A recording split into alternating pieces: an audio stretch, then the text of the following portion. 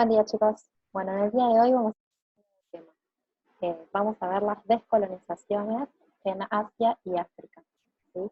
Y este tema lo vamos a relacionar con el que acabamos de determinar, que es la Guerra Fría. Entonces, para comenzar, les voy a compartir las diapositivas y vamos a ir a trabajar, vamos a ir trabajando en base a ello. Entonces, verán que tenemos acá dos mapas, uno de Asia, otro de África. Vamos a ir viendo lo fundamental, ¿sí? Estas independencias. No vamos a ver todas, porque sería interminable, ¿sí?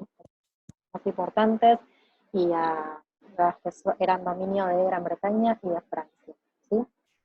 Entonces, cuando hablamos de descolonizaciones, vamos a entender el término, estamos hablando los procesos de independencia de los países asiáticos y africanos en el lapso de tiempo que van entre 1945 y 1975. A nivel general, porque hubo países o ciudades que se independizaron más tardíamente, así como la ciudad de Hong Kong, que para 1997 seguía perteneciendo a Gran Bretaña y recién en esa fecha se lo devuelve a China, ¿sí?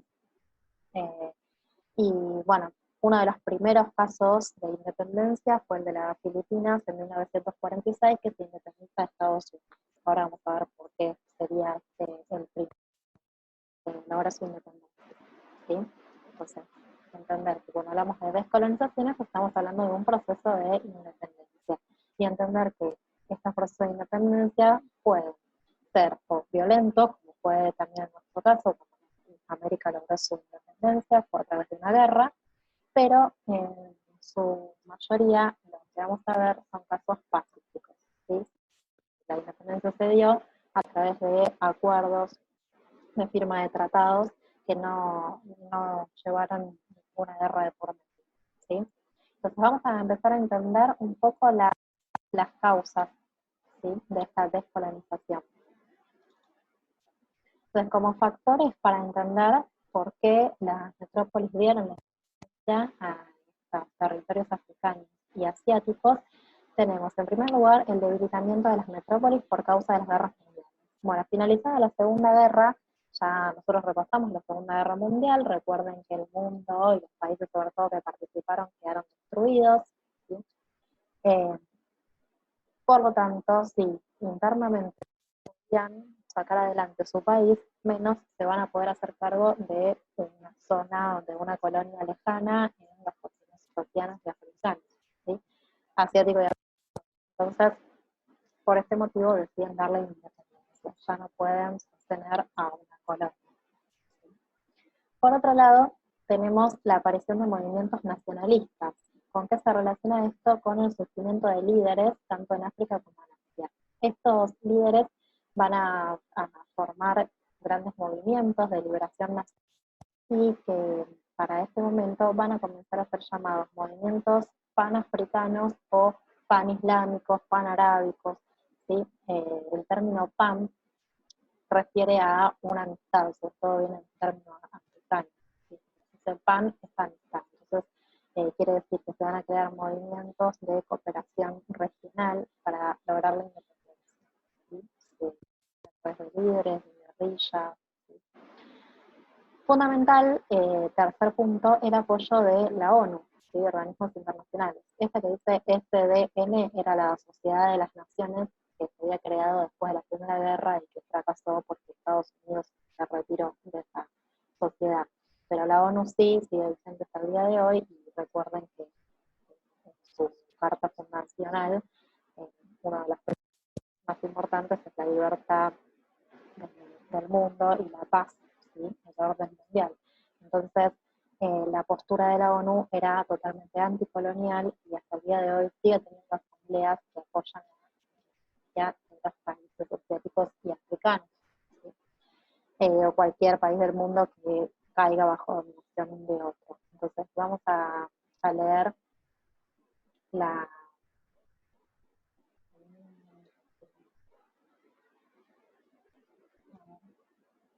Acá. Bueno, les voy a mostrar la declaración de la ONU donde dice esto. Estos son los artículos de la declaración, fíjense, vamos a leer solamente las partes Dice, la sujeción de pueblos a una subyugación, dominación y explotación extranjeras constituye una denegación de los derechos humanos fundamentales. Es contraria a la Carta de las Naciones Unidas y compromete la causa de la paz y la cooperación mundial. ¿Sí? Entonces, ya se está posicionando contra la dominación y explotación extranjera a estas zonas. Y el principio fundamental en el que se basa las Naciones Unidas y estos países para luchar por su independencia es el principio de la autodeterminación de los pueblos. Y en el artículo 2 de esta declaración lo explica. Dice, todos los pueblos tienen el derecho de libre determinación. En virtud de ese derecho, determinan libremente su condición política y persiguen libremente su desarrollo económico, social y cultural.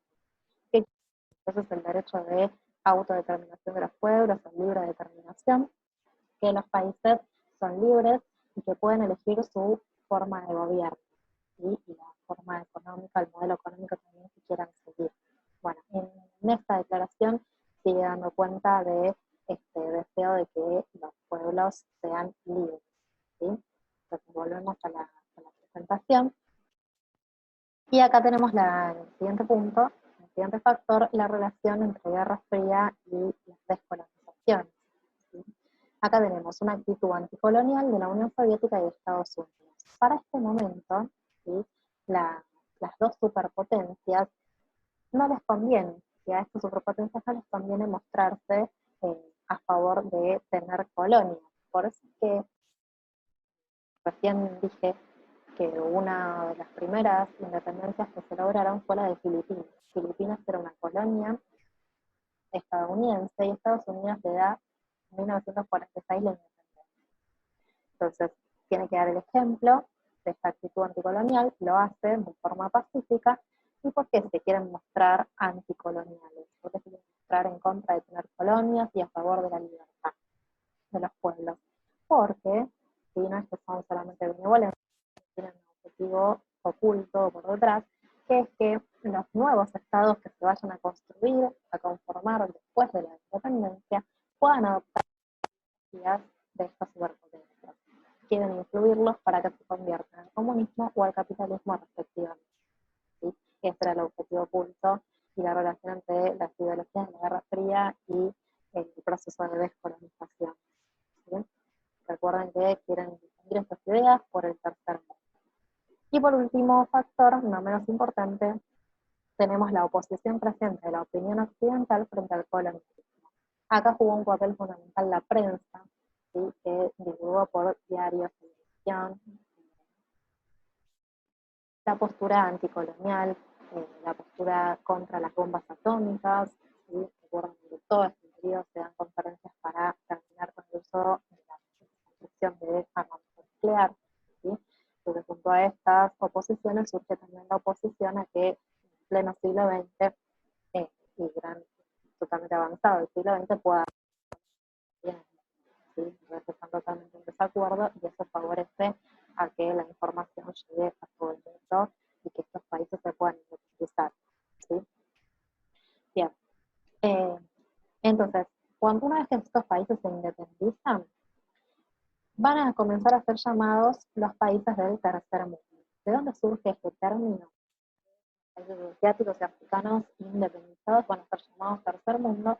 Es un concepto que lo adopta un historiador, a su vez antropólogo, que era Alfred Southey, lo adopta en los años 50, para decir que estos países no van a pertenecer ni a un primer mundo capitalista ni a un segundo mundo comunista, sino que son no alineados. También esto lo decía Eric Hoffman, el historiador. Si son no alineados porque no se alinean, sino se influencian supuestamente por las ideologías capitalistas y comunistas. Vamos a ver que sí, bueno, están influenciados, pero en principio no adoptarían ninguna de estas ideologías. Y avanzando el tiempo, lo vemos desde el día de hoy, que estos territorios asiáticos y africanos, hoy en día se incluye América Latina también dentro del tercer mundo, porque comparte la característica de que fueron países coloniales, que fueron dominados por potencias extranjeras, lograron su independencia, pero comparten características no muy deseables, no muy favorables, muy buen futuro, que son las que vemos acá. Por un lado, tienen estructuras sociales muy desiguales, que la brecha entre ricos y pobres es muy grande, tienen un atraso técnico e industrial, ¿sí? Sobre todo África, piensen que no tienen un recurso básico como es el agua potable, menos les llega toda la tecnología, las nuevas revoluciones científicas, industriales, no tiene casi acceso a internet, computadoras, no tiene industrias, ¿sí? Sigue todavía dependiendo de materia prima. Hay una explosión demográfica, es decir, que la población es muy abundante en comparación a la cantidad de alimentos que para su población. Hay un bajo nivel educativo, esto quiere decir que tanto chicos como adultos tienen un alto grado de analfabetismo, no saben leer ni escribir. Hay escasa productividad, bueno, este punto está relacionado al atraso técnico industrial, ¿sí? Hay poca producción, casi dedicada a las materias primas, al sector agrícola, eh, producciones eh, primarias, ¿sí? Y eso también se relaciona con el nivel de pobreza, son países muy pobres porque hay poco trabajo, porque hay poca productividad. Y por último, esto lo vemos hasta el día de hoy, estos países son inestables políticamente, ¿sí? Son países donde continuamente hay golpes de Estado, que tienen fuertes, muy autoritarias, hay censura, o sea que lograron la independencia de una potencia como Gran Bretaña o Francia, pero siguen dominadas por un dictador. Esto se da porque los procesos de independencia no llevan mucho tiempo, estamos hablando de que los últimos se dieron en la década de los 90, ¿sí? Del siglo XX, entonces aún están tratando de construir sus gobiernos, sus formas de gobierno, influenciados por el comunismo, por formas autoritarias, ¿sí? Entonces les cuesta mucho llevar una estructura política fuerte adelante, ¿sí? Entonces todo esto se traduce en que actualmente los problemas principales que tiene el tercer mundo son el subdesarrollo, que son las que vamos a nombrar, ¿sí? Los que lo hacen subdesarrollados, sobre todo las características económicas, que sea atrasado técnica e industrialmente y tenga baja productividad, lo hacen territorios de Asia y África, países subdesarrollados. Y por otro lado, el problema principal es que sufren el neocolonialismo. ¿Qué quiere decir esto? Ya no sufre un imperialismo formal, no sufre una conquista y colonización política, no hay un virrey que los gobierne, sino que son independientes políticamente, pero siguen dependiendo económicamente de potencia, ¿sí? Que se aprovecha y saca los recursos de ese país de forma muy barata, ¿sí? Entonces, hasta acá analizamos los conceptos de colonización y tercer mundo, y ahora vamos a ir en específico a comenzar por Asia, ¿sí? A entender un poco cómo fue la descolonización en Asia. Entender que tanto en Asia como en África, en principio, las formas son las que van a dar formas pacíficas y formas violentas, ¿sí? De independencia. Generalmente las formas pacíficas van a coincidir con las que tenían dominio británico, y las formas violentas coinciden con las que tenían dominio francés, ¿sí? Entonces, cuando vayamos a Asia, vamos a analizar un poquito esto, ¿sí? No vamos a empezar por acá porque tiene que ver con Francia y vamos a empezar acá por la India, ¿sí? Entonces, vamos a empezar a entender qué pasó en el territorio de la India y cómo se inició. Bueno, antes les voy a mostrar de qué territorio estamos hablando, ¿sí? Bueno, acá vemos el territorio, voy a mostrar, este es el territorio asiático actual, acá el colonial, este era el territorio asiático colonial.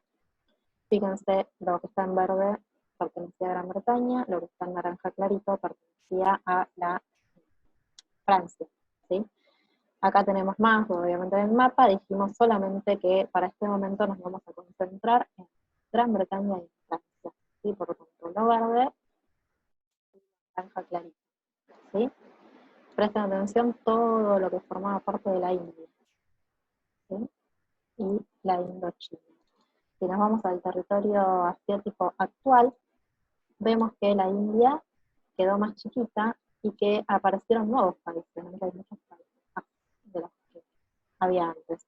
Apareció Pakistán, apareció Bangladesh, Nepal, Sri Lanka, ¿sí? y en el territorio de la Indochina vemos a Vietnam, Laos y Camboya, ¿sí? Entonces, analicemos cómo es esto. Volvamos a la presentación. Entonces, para 1947 la India va a lograr su independencia.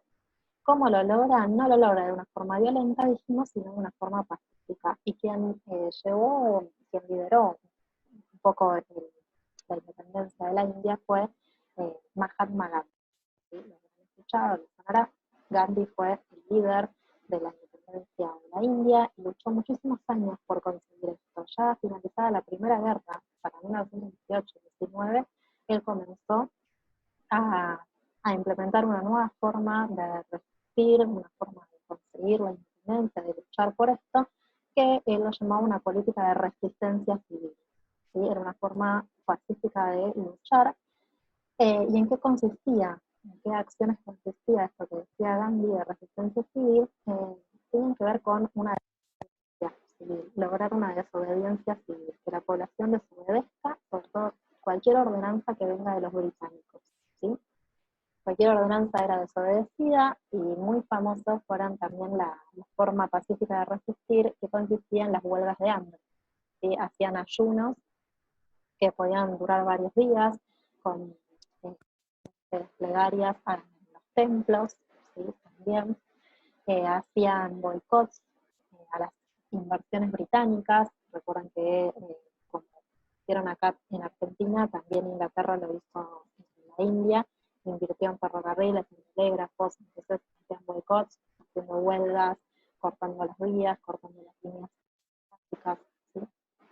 Esas eran las formas que tenían de resistir. Una vez hicieron una huelga junto a Gandhi contra el monopolio que Gran Bretaña tenía con la sal, que vendía a precios muy altos cuando la sal también la producía la India, ¿sí? Tenían parte de sal, entonces fueron caminando varios kilómetros hasta conseguir sal como huelga contra este monopolio. Y bueno, esas eran las formas que tenía Gandhi de resistir. Cuando en 1947 logran negociar, bueno, perdón, no dije que Gandhi en toda su lucha fue apresado 2 veces por concentrar grandes cantidades de gente y oponerse a los británicos. Sin embargo, él siguió luchando, y para cuando en 1947 se puede dialogar con Gran Bretaña, la firma de este tratado de liberación de independencia, tanto Gran Bretaña como la ONU recomiendan que la India sea dividida en 2 territorios, que sea dividida en la Unión India y en Pakistán. ¿Sí? ¿Por qué deciden esta división en 2 del territorio? Por los conflictos religiosos que existían.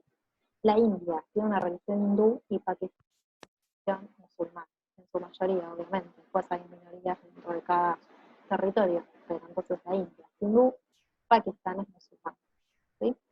Entonces, para que no haya conflictos entre estas zonas, se divide el territorio y se crean 2 estados.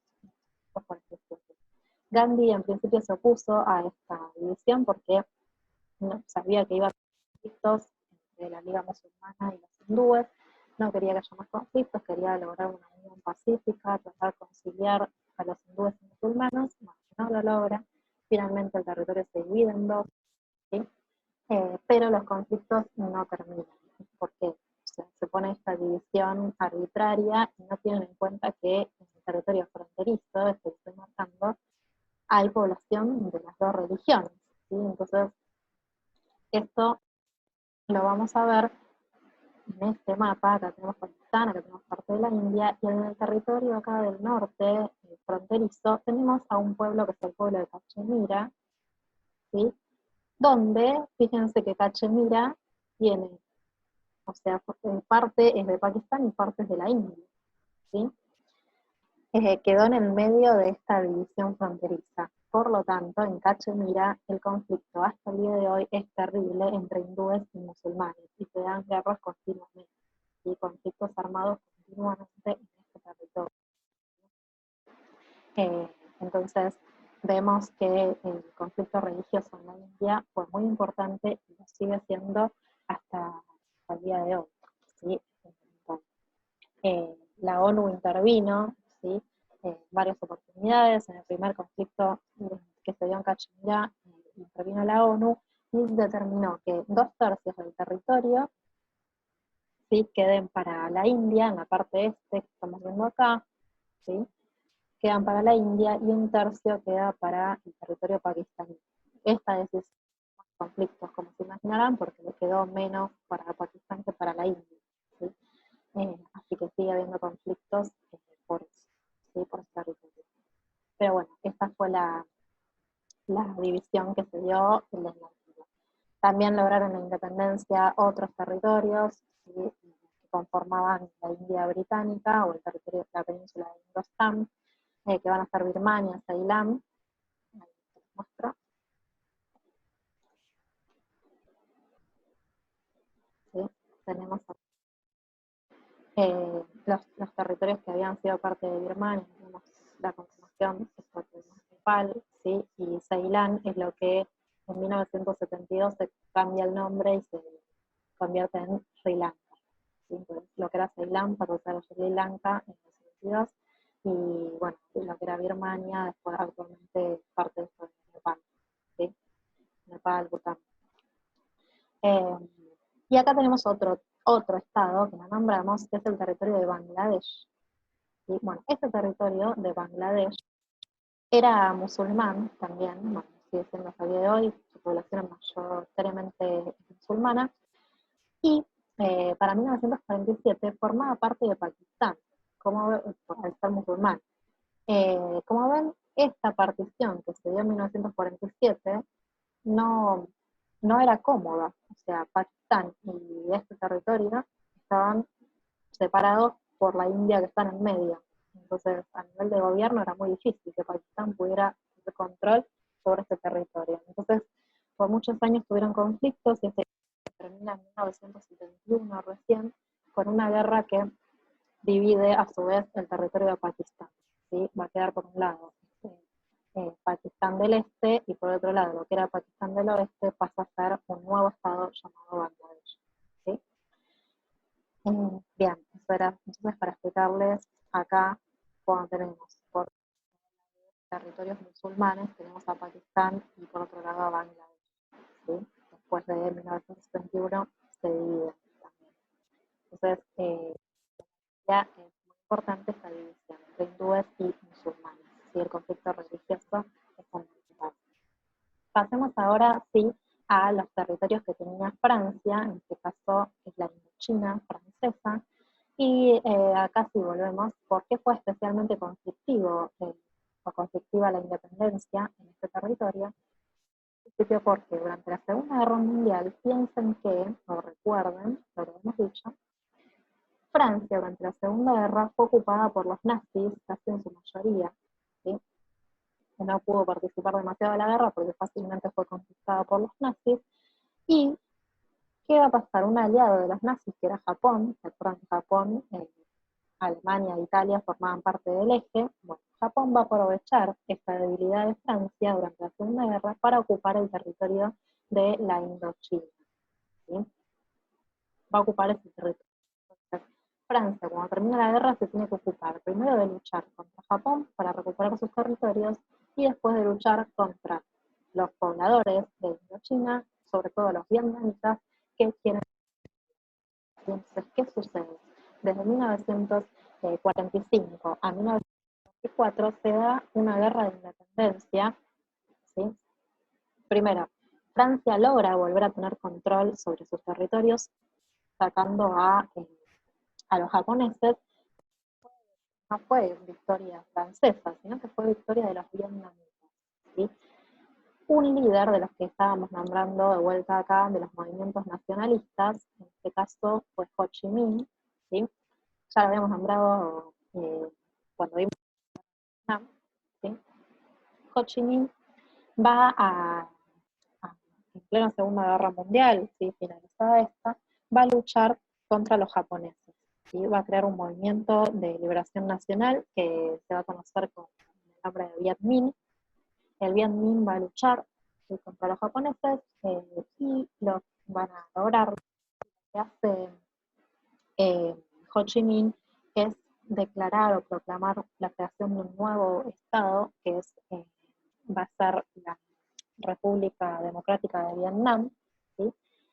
Pero Francia no reconoce a este nuevo Estado, ¿sí? Por lo tanto, es que acá comienza una guerra entre lo que es Francia y China, ¿sí? Y fundamentalmente contra Ho Chi Minh, ¿sí?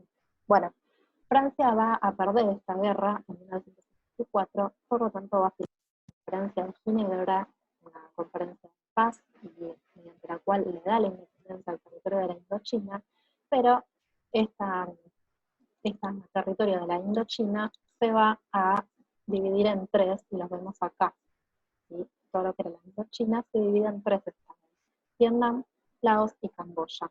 Recuerden que Vietnam, ¿sí?, a su vez se va a dividir en dos, porque Ho Chi Minh sigue siendo el líder de lo que era Vietnam, ¿sí? Pero por el paralelo 17 va a dividir norte, con capital en Hanoi, ¿sí?, cuyo líder es Ho Chi Minh, y Vietnam del Sur, con capital en Saigón, cuyo líder para ese momento era Diem, ¿sí? Y a partir de ahí entonces continúa la guerra de Vietnam, eh, ahora ya no contra Francia, sino entre Vietnam del Norte, Vietnam del Sur, Vietnam del Norte comunista, Vietnam capitalista, con apoyo de Estados Unidos, y que apoya al sur, y la parte norte va a estar apoyada por China y Rusia, ¿sí?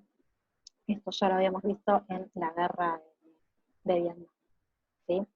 Eh, Quería mostrarles para la India, para ir finalizando la clase de hoy, quería mostrarles un discurso que dio Gandhi para que podamos comprender estas formas pacíficas y la no violencia, y cosa distinta que acabamos de ver en Francia. Entonces, les voy a mostrar acá un discurso de Gandhi.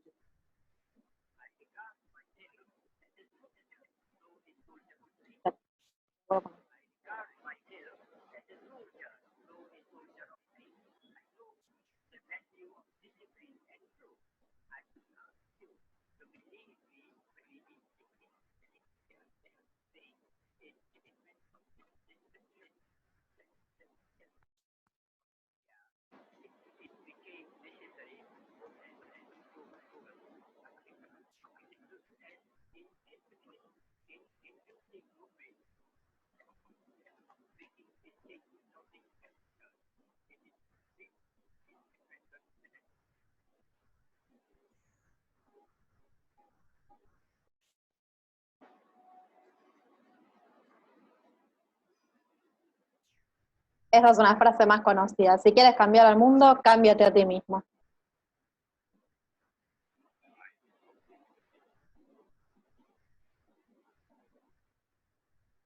Bueno, entonces ahí vimos el discurso de Mahatma Gandhi, ¿sí?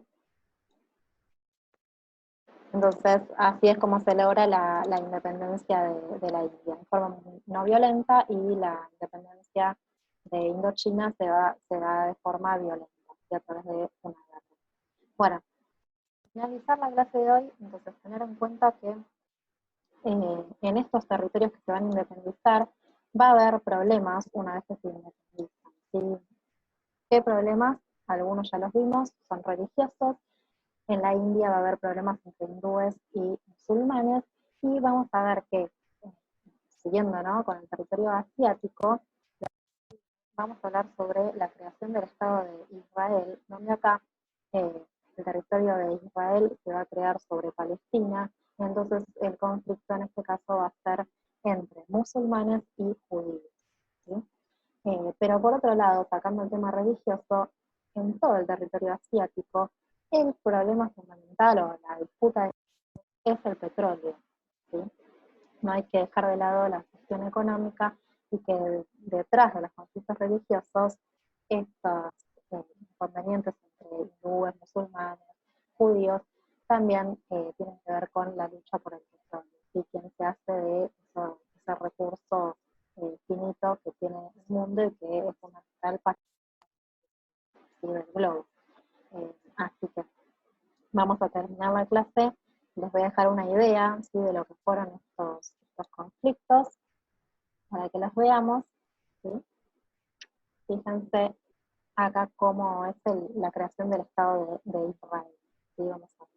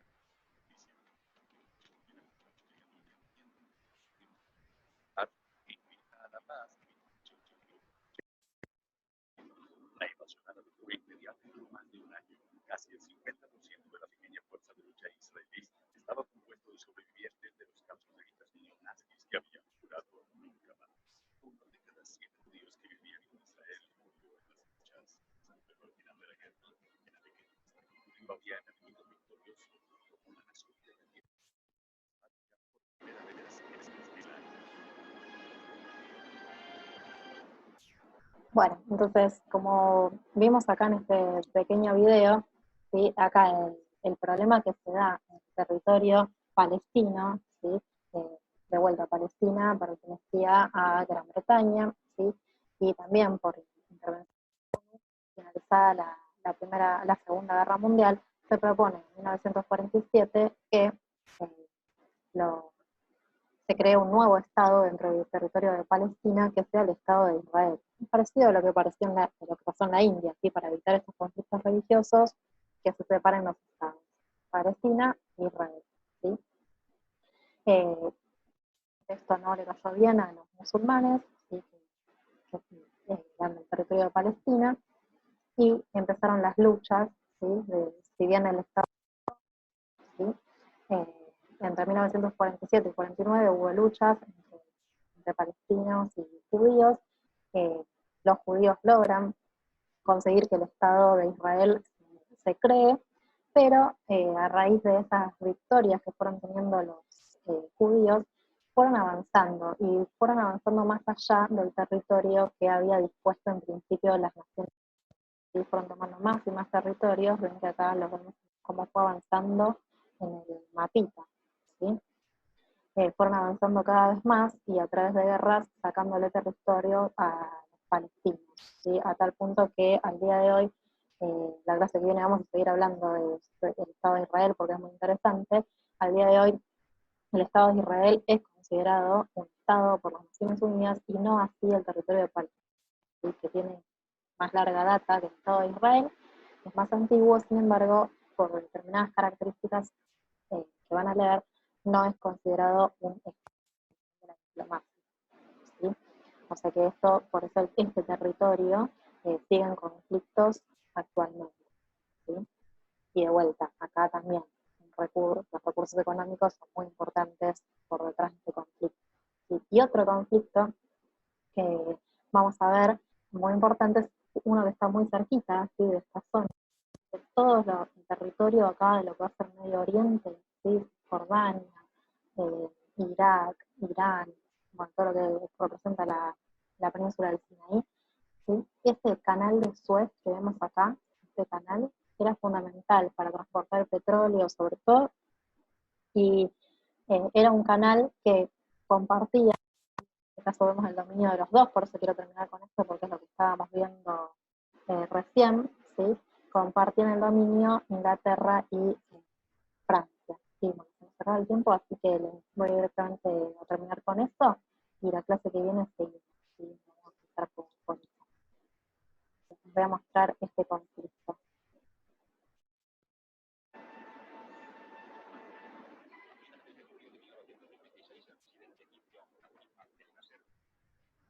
La nacionalización del canal de Suez de 1 millón de personas. Causa próxima de esta decisión fue la negativa occidental a financiar la presa de Asuán. El canal de Suez comunica el Mar Rojo con el Mediterráneo a lo largo de kilómetros. Su proyecto y construcción corrió a cargo del ingeniero francés Ferdinand de Lesseps.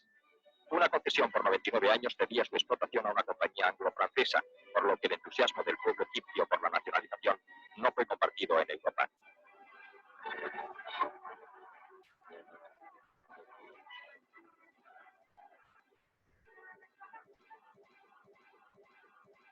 Los gobiernos británicos, encabezados por Louis Mollet y Anthony Eden respectivamente, preparan una intervención armada.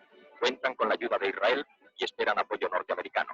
Al mismo tiempo se reúne en Londres una conferencia de usuarios del canal que pretenden internacionalizar su explotación.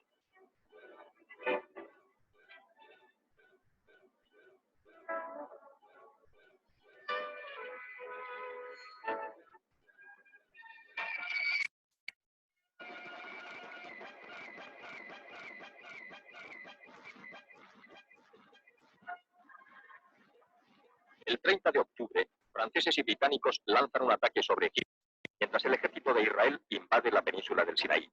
Port Said y Port Faoud, ciudades situadas en ambas entradas del canal, son atacadas y tomadas por paracaidistas e infantes de marina, con un saldo de casi 700 muertos de ambos bandos en apenas 7 días de guerra.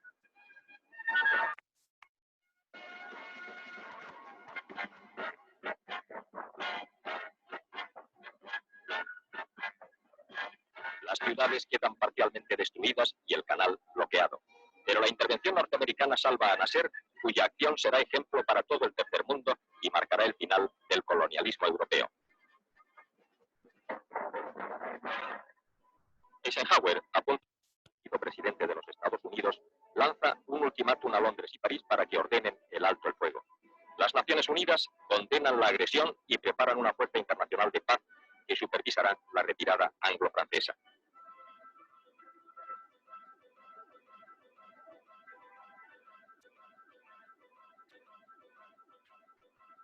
El general canadiense Barnes toma el mando de las tropas de la ONU.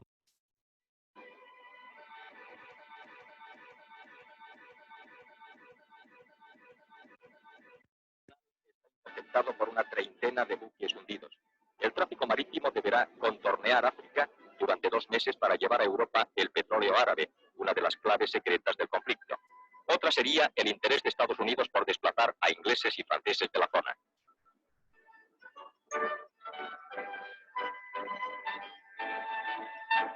Mientras los estados de la ONU toman el control del canal, Rusia ofrece a Nasser toda la ayuda que precise, incluida la financiación de Asuán. El episodio de Suez ha determinado los acontecimientos políticos y económicos de Oriente Medio en los últimos 25 años. Bueno, nos vemos la clase que viene, chicos.